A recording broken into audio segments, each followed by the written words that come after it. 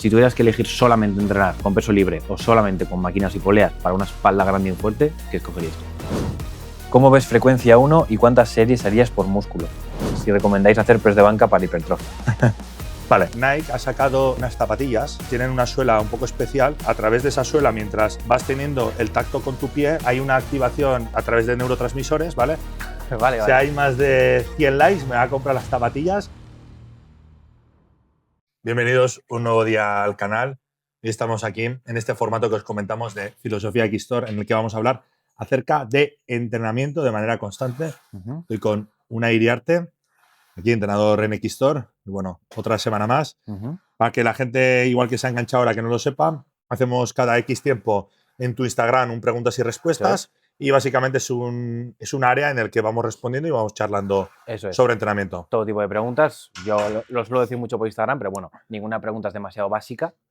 Quiero decir, cualquier pregunta, duda que tengáis, pues oye, para adelante. De hecho, quería comentar que estoy súper contento de cómo funciona el primer capítulo, porque no esperaba que a tanta gente viniera a decirme en el gimnasio, oye, estuve escuchándolo ayer, mientras me hacía la cena, mientras iba en el coche, mientras tal, y a la peña le ha ido gustando. La verdad que, oye, súper contento. O sea, aceptación guay. Muy guay, la Venga, verdad. va. Yo estoy súper contento. Venga, vamos capítulo 2. Venga. Venga, va. Que yo las preguntas no tengo ni idea. Entonces, No. Venga, sácalo. Venga. ¿Lo tienes en el móvil? Sí. Venga. Primero, Vamos allá. La primera pregunta nos decían, para una espalda grande, ¿mejor progreso real en un remo barra libre o máquinas y poleas? Hay que elegir una, no vale decir combinación de ambas. vale. Pues vale, o sea, dice remo barra respecto a… Yo creo que la pregunta va un poquito… Va más de ejercicio libre versus guiado, ¿no? Eso es, que eso, lo hablamos un poquito la semana pasada, yo creo que se alía ahí un poquillo haciendo la pregunta, pero yo creo que su pregunta va del estilo. Si tuvieras que elegir solamente entrenar con peso libre o solamente con máquinas y poleas para una espalda grande y fuerte, ¿qué escogerías tú? Vale. Es un poco conceptos que los comentamos la semana pasada. Yo creo que hay una cosa que es importante, es que el ejercicio, ¿vale?, no se vea como el fin, sino como el medio. O sea, el ejercicio es el medio al objetivo que tenemos. Entonces, en este caso, como lo comentamos la semana pasada, puede ser en un caso saltar, en otro caso tal. En este caso no estamos hablando de tener una espalda grande. Entonces, el fin es tener la espalda grande y entonces lo vamos a hacer a través de los ejercicios. Eso es. Entonces, el intentar generar grupos de cuál es mejor en cuanto a que un ejercicio sea libre o sea guiado, la única diferencia es que en el ejercicio libre tenemos que estabilizar la carga y en una máquina no tenemos que estabilizar la carga. Entonces, yendo a lo que él quiere, que le demos un esto, para mí, si lo que buscas es maximizar el resultado, va a ser mejor en máquinas, básicamente porque toda tu energía lo vas a destinar a esa ejecución de manera guiada sin tener que estabilizar el peso. Estoy de acuerdo contigo en ese aspecto, pero creo que hay una vuelta que no hemos pensado. De hecho, lo pensé después de grabar el capítulo anterior, y es que, estrictamente hablando, está claro que las máquinas a nivel de estímulo e hipertrofia de un grupo muscular en concreto van a ser superiores al peso libre. Un poquito por lo que tú decías, porque la técnica siempre va a ser más simple, básicamente porque no hay técnica que tú tengas que aplicar más allá igual de algo de conexión mente-músculo, pero no es como estabilizar la carga en un remo barra libre y demás. Sin embargo, yo creo que, sobre todo hablando a largo plazo, hay un factor muy importante a la hora de conseguir unos buenos resultados de fuerza o tamaño, y es la motivación a la hora de ir a entrenar y a mí, por ejemplo, no me motiva lo mismo o no me… Digamos que le doy mucha importancia a respetar el movimiento y que el movimiento te dé cierto, por así decirlo, no sé si llamarlo miedo o… Vale. A mí, por ejemplo, si tú me pusieras una planificación de 12 semanas en la que no hiciera ningún movimiento de peso libre, seguramente, estrictamente hablando, a nivel de hipertrofia conseguiría mejores resultados, pero sé que no entrenaría tan fuerte sabiendo que los movimientos no van a motivarme tanto. Por ejemplo, un jalón al pecho. Un jalón al pecho, por mucho que quieras meterle todas las placas de la máquina, siento que no es tan mentalmente desafiante como saber que tienes que meterle 10 kilos más a la barra al remo que hiciste la semana pasada. Claro, pero ahí está entrando el principio de individualización en cuanto a motivación personal. Sí. Claro, tú estás hablando en tu caso, qué es lo que le motiva, pero a otra persona estrictamente no le tiene que motivar el desafío que puede encontrar en una serie en cuanto a desplazar una carga tal vez. Igual el desafío lo encuentra de otra manera.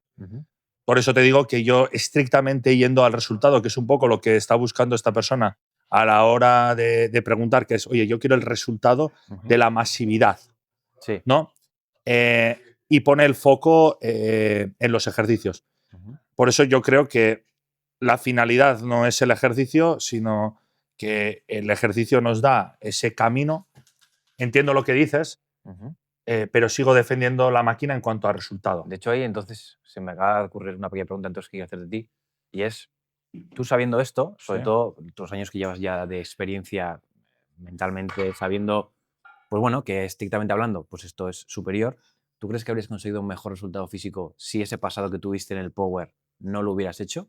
Sabiendo la intensidad que le metías a los entrenos. Es que pero yo ya le metí antes del power esa intensidad.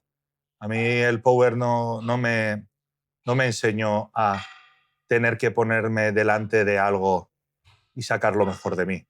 Porque yo ya antes de estar compitiendo en power o ni de saber que existía el power, yo ya iba a una hack y mi objetivo era intentar maximizarlo al máximo en cuanto a carga externa. O yo, por ejemplo, no sabía ni que existían las competiciones de press de banca y ya tenía 180 en banca. Ya. O sea, Ya, entonces, ya. claro, yo sí que es verdad que soy un caso un poco peculiar. Sí. Porque yo ya buscaba el enfrentarme, o sea, yo es como que entraba al gimnasio desde el inicio y encontraba una guerra con la carga. Eso es muy Y tópico. era como, quiero ganar esta batalla. Ujú. Y entonces lidiaba constantemente en esa guerra, constantemente todos mis entrenos los vivía como una batalla y los iba superando. Y eso sí que siento que es lo que me ha forjado como atleta.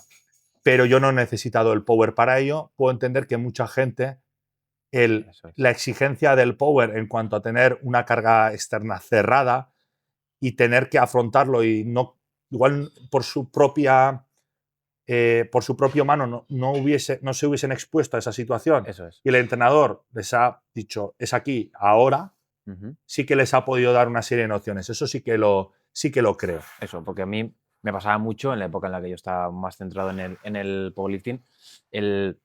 La motivación de ir a entrenar me venía muchas veces de saber que X día me tocaba Sí. X movimiento con X carga y eso me generaba cierto incluso nerviosismo y había, por, no sé si por así llamarlo, cierto incluso ritual a la hora de ir al gimnasio.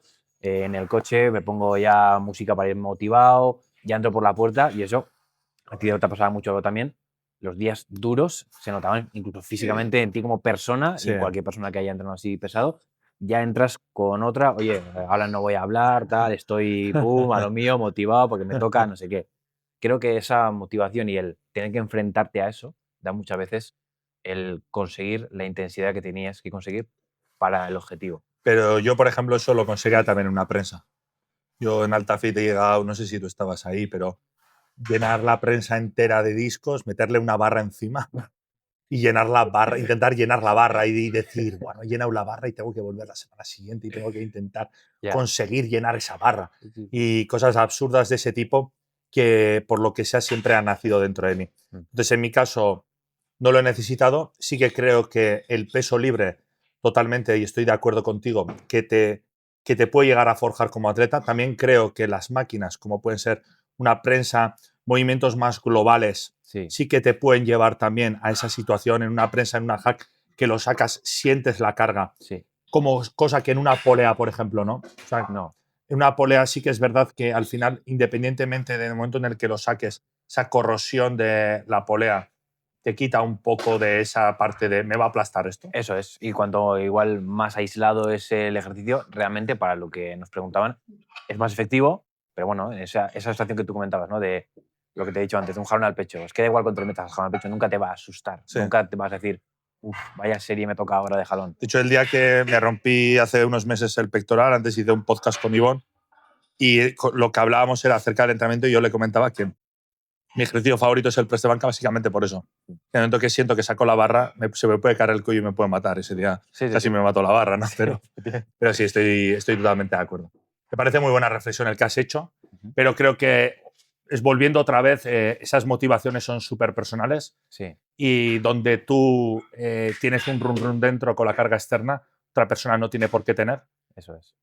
Y si vamos a la pregunta, a la eficiencia del resultado, la respuesta está clara. Para mí, las máquinas son superiores. Sí, a nivel de estímulo y hipertrofia, siempre van a ser superiores básicamente por eso, porque eliminas el factor de tener que estabilizar carga, de tener que involucrar otro Sí. tipo de musculatura porque tu técnica igual no es 100% correcta. Al final, Creo que hay un detalle, ¿vale? Hay un detalle que sí que a lo largo de los años ha estado ahí, es que la gente, la progresión de cargas real siempre la ha llevado en peso libre y en máquinas no. En máquinas siempre la gente se ha centrado más en tiempo bajo tensión o en mantener o en hacer una acumulación de trabajo. de hecho, te fijas, prácticamente todo el mundo habla de básicos y accesorios. Eso es. Entonces creo que hay que cambiar eso. Sí. Y si tú, dentro de la máquina, el ejercicio guiado, tienes la mentalidad del peso libre y buscas esa progresión de cargas, buscas esa tensión mecánica, buscas todo eso, creo que el resultado es superior, pero siempre teniendo en cuenta eso. Eso, si siempre enfocas tus ejercicios en máquinas y en poleas como te enfrentas al básico, obviamente vas a sacarles muchísimos partido. Bueno, siguiente pregunta. Siguiente. Mientras Unai va haciendo el tema de las preguntas, os quiero comentar también que cada día estamos sacando más merchandising y bueno, os podéis pasar también por nuestra página, por el Instagram, os podéis escribir porque iremos trayendo más cositas. Y también os quiero recordar que hemos sacado un nuevo preentreno. Sigue con la siguiente pregunta. Muy El bien. spam metiendo. La siguiente pregunta nos hacían: ¿aprender power cleans o movimientos olímpicos para transferencia de explosividad a deportes? Ratio esfuerzo-beneficio. Para deportes. Sí. Entiendo que rendimiento. Efectivamente. A ver, yo lo primero entendería, porque deportes de manera global, o sea, sería ¿a qué deporte? Yo creo que eso es primordial. Sí. Si lo que buscas es ser el superhombre, eso es otra historia, pero lo primero intentaría entender qué deporte es, porque no puede ser que una persona sea corredor de 100 metros, ni un maratoniano, ni un boxeador. Eso es. Una vez definido el deporte, creo que lo más importante es buscar movimientos que transfieran directamente al rendimiento. Es decir, un boxeador tiene que pegar, entonces ahí hay un empuje, por ejemplo. Eso es. Entonces, todo lo que son movimientos que hay una transferencia directa, todo movimiento parecido al golpeo que va a realizar ese boxeador, van a ser movimientos primordiales. Y a partir de ahí, todo lo que se aleje, digamos, de los vectores de fuerza que van a entrar en juego, van a ser cada vez más secundarios. Entonces, el decir, oye, un movimiento olímpico, pues el primordial va a ser en halterofilia, y todo lo que se aleje de halterofilia va a empezar a ser menos relevante ese movimiento. Entonces, creo que hay que saber diferenciar eso.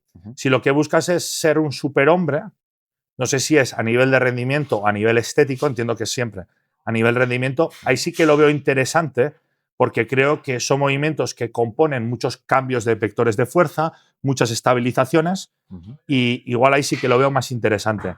Pero si hablamos de deportes de manera global, me tiene que definir cuál es el deporte y entender realmente en ese gesto cuánto de transferencia puede haber al deporte. Yo ahí tengo un poco sentimientos encontrados, porque la evidencia científica son movimientos que se han estudiado muchísimo porque tienen una peculiaridad y es que son de los pocos movimientos en los que tú puedes meter mucha carga externa y a la vez tener que ejecutarlo con una potencia. Tú, por ejemplo, cuando haces un press de banca muy pesado, la velocidad terminal siempre termina en cero, porque tienes que parar la barra y volver a bajarla. En este caso, en los movimientos olímpicos no es así, porque tú tienes que acelerar la barra lo máximo posible para meterte debajo y demás. Entonces, son los típicos movimientos que me parece que durante muchos años en la evidencia se han dado por hecho que son los mejores, pero yo, bajo mi propia experiencia, tú sabes que los aprendí hace poquito y los he intentado inculcar un poco en mis atletas, pero me parecen movimientos que tienen una curva de aprendizaje tan complicada al inicio, tan complicada que me parece que puedes obtener los beneficios de estos movimientos con otro tipo de ejercicios, con una curva de aprendizaje mucho más fácil para la persona que viene de cero. Tú si intentas a un futbolista o a un luchador de jiu-jitsu, de muay thai, lo que sea, que no ha tenido ningún tipo de contacto con este tipo de movimientos, enseñárselo desde cero o ha sido instructor durante muchísimos años, o para mí al menos está siendo un infierno. O sea, es súper complicado hacer una progresión para que al final acaban teniendo los beneficios del ejercicio, que es meter bastante carga para poder aplicar suficiente potencia, pero es que hasta el punto en el que estás de poder meterle carga a esos movimientos, estamos hablando de que tranquilamente puede pasar medio año, incluso algo más. Pero de cero a generar potencia también lo puedes hacer a través de un trineo. Efectivamente. O sea, quiero decirte, A mí, por ejemplo, me lo has comentado, justo estuviste unos meses intentando, de hecho me lo consultaste a mí, me dijiste, oye, ¿qué opinas? Y de hecho justo yo te dije eso. Te dije, la curva de aprendizaje es tan grande que creo que no le vas a sacar beneficio. Eso es. Y yo más o menos la teoría un poco la sabía porque tú me lo habías comentado, pero bueno, a mí siempre me gusta vivirlo en mis carnes. Eso está muy bien, tío. Vivirlo en mis carnes y ver un poquito, bueno, a mí me han dicho esto, pero quiero probarlo, quiero vivirlo. Y me pasó exactamente eso. O sea, al final son momentos tan complejos que requieren, además de ya no solo una técnica muy trabajada, muy específica, un nivel de movilidad en ciertas articulaciones que, a menos que la trabajes, es muy difícil que la tengas para poder hacer bien los movimientos. Entonces, creo que son una buena opción si vienes de algo parecido. Por ejemplo, alguien que haya estado durante muchos años haciendo CrossFit, por ejemplo, pues que tenga unas buenas bases, me parece que los puedes seguir introduciendo y puedes sacarles mucho beneficio, pero si tú eres una persona que viene de otro tipo de deportes, que no los ha hecho nunca, yo no empezaría a meter. Luego, ¿sabes? Para mí tienen una peculiaridad. La activación de fibras puede ser superior a cualquier otro movimiento, ¿vale? Pero luego a la vez la precisión es muy alta. Entonces, yo para mí, si una persona quiere trabajar la fuerza de manera global, justamente tiene que ir a ejercicios poco precisos. Para mí, ¿eh? No, sí, porque si no te haces fuerte en una línea en concreto, pero en el momento en el que generas un ligero angulaje en esa línea, ya no eres tan fuerte. Eso es. Por eso yo, por ejemplo, critico tanto el power actual en el que 100%. la gente se está trabajando exquisitamente el punto de eficiencia concreto y en el momento de que pasa de hacer un press de banca a un press inclinado a 20 grados, sus cargas bajan un 40%. Que hay gente que parece que no puede entrenar el press de banca si no es con la lona de competición, porque luego, claro, es que… Entonces, si hablamos de otros deportes donde yo creo que lo que buscan es un rendimiento global, un X, justamente lo contrario es, no busques movimientos tan específicos, a no ser que es lo que te digo, que haya algo que se parezca tantísimo a eso, que igual ahí sí que te interesa, que igual dices, oye, mira, es que yo siempre genero el golpeo en el boxeo en esta línea, entonces, bueno, cojo esta línea, añado carga externa, ¿para qué? Para generar potencia de manera constante. De hecho, ahí sí. A la hora de entrenar en un gimnasio para mejorar tu rendimiento deportivo, no tanto… Si no es un deporte que no sea culturismo o powerlifting, hay varios principios de entrenamiento que tendríamos que tener en cuenta y uno es el principio de especificidad. Eso es. El principio de especificidad, lo que tú decías, es que lo que tú entrenes debe mejorar tus capacidades para luego los movimientos específicos de tu deporte. ¿Qué pasa? Que los movimientos olímpicos requieren un propio principio de especificidad para aprenderlos para ellos mismos antes de que te den ningún beneficio para ningún otro tipo de deporte. Entonces, me parece lo que te comentaba, que puedes conseguir los mismos beneficios que te dan estos movimientos con movimientos muchísimo más simples y que además apoyen un poquito ese principio de especificidad hacia tu deporte. Sí, totalmente de acuerdo. Yo creo que está bien resuelto. Yo creo que lo hemos contestado bien. Siguiente. ¿Cuántas tenemos? Un par más, ¿no? Nos quedan dos más. Vale. ¿Cómo ves frecuencia 1 y cuántas series harías por músculo?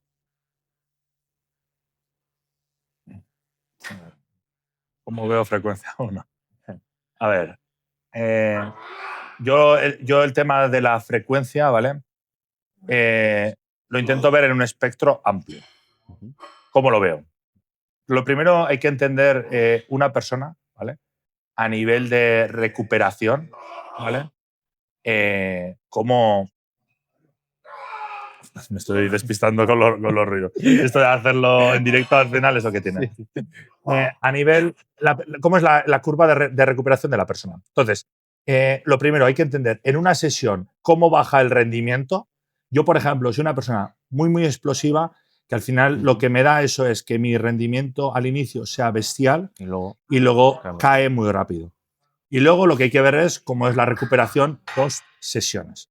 Yo, por ejemplo, entre sesiones la recuperación es muy buena. Por ejemplo, en mi caso, ¿qué estrategia se puede utilizar? Bueno, igual puedo utilizar, depende de qué grupo también, porque no todo es lo mismo, la involucración, pero bueno, yendo a grandes rasgos, yo no soy capaz de mantener un volumen de entrenamiento alto, ¿vale? Pero a nivel de volumen semanal sí que soy capaz de tolerar debido a que me recupero muy pronto entre sesiones. Entonces, en mi caso, ¿qué es lo óptimo? Trabajar en una frecuencia más alta con un volumen de entrenamiento más bajo. Habrá gente que igual es más diésel en la sesión, en el que es capaz de tolerar un volumen más alto con un rendimiento no igual tan espléndido, pero sí que lo puede llevar de una manera más constante, pero igual acaba la sesión y al día siguiente, al haber hecho, imagínate, pectoral, no es capaz ni de hacer una ligera aducción de brazo. Y esas agujetas le duran 5 días, pues igual esa persona sí que hay que alargarle más las sesiones, pero la frecuencia de entrenamiento tal vez no puede ser tan alta. Entonces, ¿cómo vemos frecuencia 1, volumen de las sesiones, volumen semanal? Es que esto es ya muy, muy personal. Eso es. También el tipo de fibras que predominen en una persona, el historial deportivo en el que han trabajado cada una de ellas también afecta, creo yo. Yo aquí daría dos respuestas distintas. La primera es que, bueno, si nos ceñimos un poquito a lo que dice la evidencia, es que alrededor de unas 9 series a la semana con una intensidad acercándote al fallo, parece ser lo suficiente para tener algo de hipertrofia. Entonces, realmente meter esas 9 series en una sola sesión no parece lo más eficiente. Lo más eficiente, en principio, parecería el entrenar tantas veces a la semana como puedas de lo que te puedas recuperar. Por ejemplo, Sí. Entonces, frecuencia 1 me parece que para la mayoría de gente sería demasiado volumen en una sola sesión y muy poca frecuencia. Entonces, seguramente te recuperes antes de cuando te volviese a tocar ese mismo grupo muscular. Entonces, estás perdiendo un poquito de ganancias por el camino. Eso sería una de las respuestas si nos ciñésemos a la evidencia. La otra sería que me parece que la pregunta ya esconde un poquito mal raíz y es en el sentido de que realmente el split de entrenamiento que lleves no es importante. Porque da igual frecuencia 1, 2, 3 que 6, lo importante es que encuentres una frecuencia de entrenamiento en la que tú te encuentres cómodo, de la que tú sientas que puedes sacar el máximo partido de los ejercicios y que te haga progresar, pero sobre todo que la puedas llevar durante mucho tiempo. Porque al final da igual que lleves el mejor split posible si a los 6 meses estás quemado y ya no puedes seguir yendo a entrenar, porque o te has lesionado o no estás disfrutando de los entrenamientos. Entonces, me parece que hay mucha gente hoy en día que se ciñe mucho a intentar hacer las cosas 100% perfectas más que a hacer las cosas. Sí, y que luego hay una parte que está. Yo entiendo muy bien la evidencia, pero luego hay gente que sale de la campana de Gauss. Por ejemplo, yo entrené inferior. Entrené inferior cuando más he mejorado ha sido con 5 series a la semana en una única sesión, pero es que luego no iban a la semana, iban cada 10 días. ¿Por qué? Porque lo comentamos en el anterior vídeo también. La carga externa que manejaba, al final, a nivel de fatiga global, lo que me generaba era tan grande que al final las sesiones tenían que estar súper espaciadas. Las últimas sesiones de empujes que antes de lesionarme los estaba haciendo extremadamente pesados. Lo mismo, las sesiones se equiespaciaban en unos 10 días. Yo coincido contigo en el que creo que no hay que ceñirse tanto al split semanal ni nada por el estilo, sino entrena lo máximo que puedas en una sesión mientras puedas mantener un rendimiento óptimo. Yo creo que la caída de rendimiento a partir de un 40% de la carga que manejes, creo que la sesión hay que cortarla. Sí. Y eso es que la primera serie en el press de banca, en un press lo estás haciendo con 100 kilos y en el momento que ya estás bajando de 60 kilos, creo que la sesión ya no va a ser del todo eficiente. Eso es. Porque al final las roturas fibrilares que vas a generar, ¿vale? No van a ser tan grandes. El vaciado de glucógeno va a ser constante porque sigues haciendo las repeticiones y la eficiencia pierde. Y después, cuando vamos a volver a entrenar, lo más próximo en el momento en el que nuestro tejido se recupere. Eso es. Pero ese tejido no es solo muscular, como hemos comentado también en otros vídeos. Tejido, al final, es también tendinoso. Y luego está la articulación también, toda la carga que está soportando. Entonces, creo que la gente tiene que probar dentro de una serie de nociones. Para eso lo que está bien es tener tu entrenador en el que le vas pasando tu feedback y en base al feedback ir ajustando todos esos detalles y poco más. Eso es. De hecho, a mí, bueno, me pasó al principio cuando empecé a entrenar, ¿no? Que progresas súper rápido y prácticamente todo el mundo empieza en su día con una frecuencia 1 y te parece que es la leche porque mejoras súper rápido, porque puedes meter mucha carga de entrenamiento y demás. Llegó un punto en el que obviamente me estanqué bastante rápido y tuve que contratar a un entrenador durante muchos años pues para que me, bueno... Sí, totalmente. Siguiente. Vamos a ello. Bueno, para que la gente sepa también, va a ser un servicio que lo vamos a sacar un poco más adelante, pero yo llevo ya mucho tiempo sin ofrecer servicios online y lo vamos a empezar poco a poco a sacarlo otra vez. Va a ser un trabajo que lo vamos a hacer en equipo, mucho más profesional, mucho más trabajado. Entonces también, oye, todos los que estáis interesados en que os entrenemos a través de la filosofía Xstore, y nos podéis contactar, nos podéis escribir, os podemos ir mandando poco a poco la información. Todavía no lo vamos a sacar, pero bueno, todos los que nos escribáis también os iremos dando detalles e igual tal vez os podéis incorporar ya al trabajo. Muy bien. Esta pregunta es un poquito con relación a la primera que hemos hecho y es si recomendáis hacer press de banca para hipertrofia.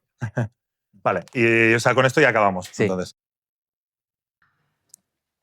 Sí, o sea, creo que es volver otra vez a lo mismo, pero la gente se tiene que olvidar del nombre del ejercicio. Importante.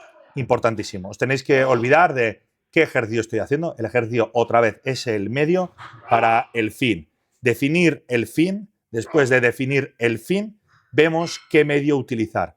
Y ese medio normalmente lo dividimos otra vez en dos. Movimiento guiado, no guiado. Cada uno con sus propios beneficios. Eso es. Y ya está. Y ya está. Al final yo creo que lo que tú comentabas, saliéndonos de deportes en los que estos movimientos son parte de la competición, el powerlifting, halterofilia, ese tipo de cosas, ya no hay press de banca, hay esto, lo otro. Tú quieres conseguir un objetivo. Tu objetivo es que te crezca el pecho, tienes esta serie de movimientos de empujes. Escoge uno en el que tú estés cómodo, que estés a gusto y notes que puedes progresar y progresa en él, en el tiempo. Sí. Ya está. Vete cada vez metiendo más cargas si puedes, más volumen si puedes, más frecuencia, lo que sea, que tus sesiones de empuje, en este caso, cada vez sean más complicadas, cada vez sean más retadoras. Tío, pero es una putada hoy en día. Tú entras a Instagram y al final constantemente ves los mejores ejercicios. Sí, siempre. Entonces, claro, al final inconscientemente generamos ahí como un ranking. Y ojo, yo ahora voy a subir un vídeo de las mejores máquinas del gimnasio de Tolosa, que a mí me parecen y al final también es un medio publicitario. Pero creo que constantemente estamos creando rankings de esto mejor, esto peor, cuando, insisto, creo que tiene que ser el medio para un fin, tío. De hecho, es que en redes desde hace mucho tiempo, al final, lo que se lleva mucho es este marketing de, pues eso, los mejores alimentos, los mejores movimientos, las mejores zapatillas para hacer sentadilla, cuando es que realmente las bases y cómo vamos a mejorar entrenando lo sabemos desde hace mucho tiempo. Lo que pasa es que igual no vende o no vende tanto decirle a alguien algo que ya sabe, en el sentido de que si viene alguien y te pregunta, oye, ¿cómo puedo hacer para bajar de peso? ¿Cómo puedo hacer para que me crezca el pecho? Pues la respuesta que no quieren oír, pero que es que la respuesta correcta es que se dediquen a tirar fuerte, que en el caso de bajar de peso, que bajen un poco las calorías. La gente quiere el tip, la gente quiere esto, es que era esto lo que me faltaba. El meter, es que claro, si meto press de banca, pero lo hago con unas mancuernas y lo hago justo apretando aquí, es que ese va a ser el momento en el que me crezca el pecho. Y la verdad es que la mayoría de los casos, no. La mayoría de los casos necesitas más tiempo haciendo lo que ya estás haciendo. Y ya está. Pasa que eso no es lo que venden, es lo que la gente quiere escuchar. No, muy bien. Bueno, preguntas interesantes. Lo que estaría muy bien es que hagas otro día también, o sea, hagas 2 días. Porque al final se quedan un poco repetitivas y estaría guay también que, bueno, que entremos más en trasfondo. Yo, por mi parte, lo que quiero también, no te lo había dicho, es traer alguna cosilla que he podido leer por ahí y tal, ¿vale? Entonces, de hecho, estoy pensando en comprármelas, ¿vale? En modo friki por probar, ¿vale? Pero Nike ha sacado unas zapatillas, ¿vale? Que han cambiado, tienen una suela un poco especial que básicamente lo que te prometen es que a través de esa suela, mientras vas teniendo el tacto con tu pie, ¿vale? Hay una activación a través de neurotransmisores, ¿vale? En el que, previo al entrenamiento, al utilizarla, ¿vale? Hay como una activación. Mira, si quieres te lo enseño, ¿vale? Vale, sí. Estaría genial que Juanma lo pudiese añadir, ¿vale? Mira, son unas zapatillas así, ¿vale? Se llaman Nike Mind, ¿vale? Que básicamente tienes esta suela, ¿vale?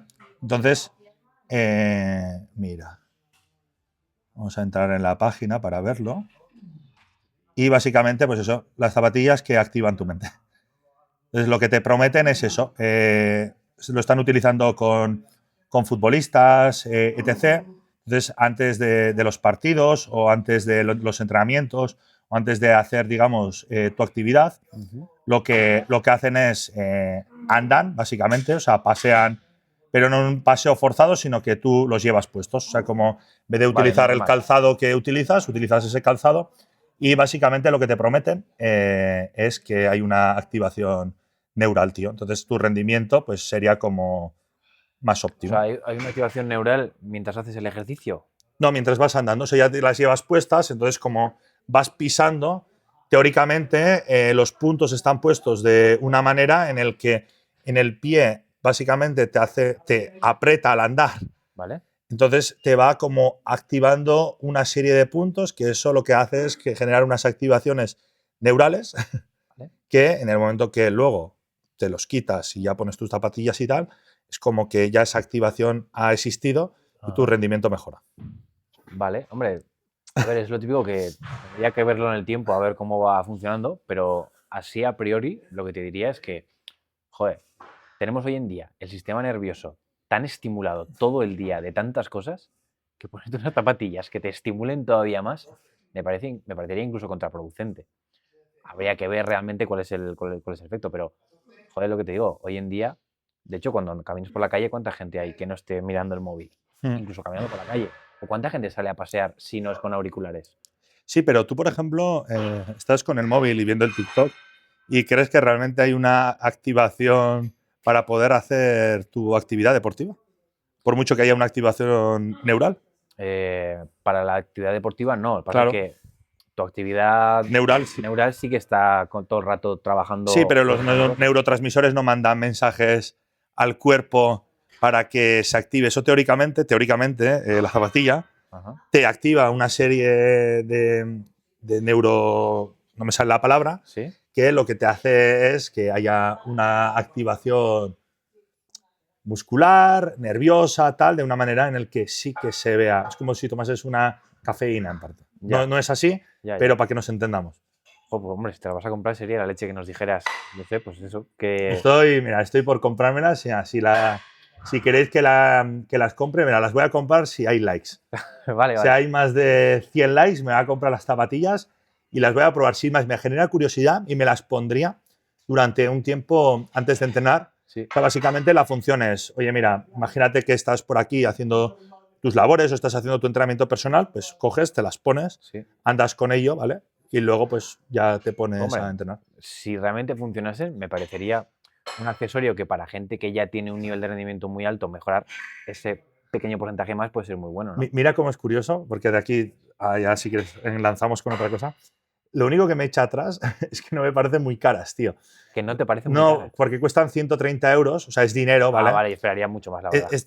O sea, es dinero, entonces, Sí. pero quiero decirte que para una persona que puede vivir del deporte, si realmente tuviese un beneficio real como lo que prometen, Sí. o sea, 130 euros no me parecería un gasto excesivo. No, de hecho, para nada. De hecho, porque lo has dicho que cuesta 130, pero yo en mi mente estábamos hablando de bastante más. Claro. Incluso el propio diseño sugiere que va a ser… Sí, pero no, o sea, mira, más caro. O sea, sí, igual me he tirado el esto, pero no, mira, bueno, 140. Sí, eso O sea, 140 euros cuestan. Entonces, no sé, sin más, me parece curioso, pero también cómo somos de que igual es mucho más caro y no lo compraría, ya, bueno, pero es barato a su vez. Hombre, es que hay marcas que viven un poco de su estatus, ¿no? De que al final el precio marca… Joder, pero por lo que tú dices, ¿no? Qué raro, es que me parece muy barato. No lo sé, estoy por… Si llega a los likes me lo voy a comprar fijo. ¿Vale? Es una poco excusa y si me lo compro… Bien. Bien. A ver, por ejemplo, para alguien como tú, que ya mucho tiempo entrenando, yo veo que se le puede sacar partido. Pasa que es lo típico que al final, pues alguien que lleve 3 meses. O sea, yo sí que entrenando, creo que puedo sacar conclusiones.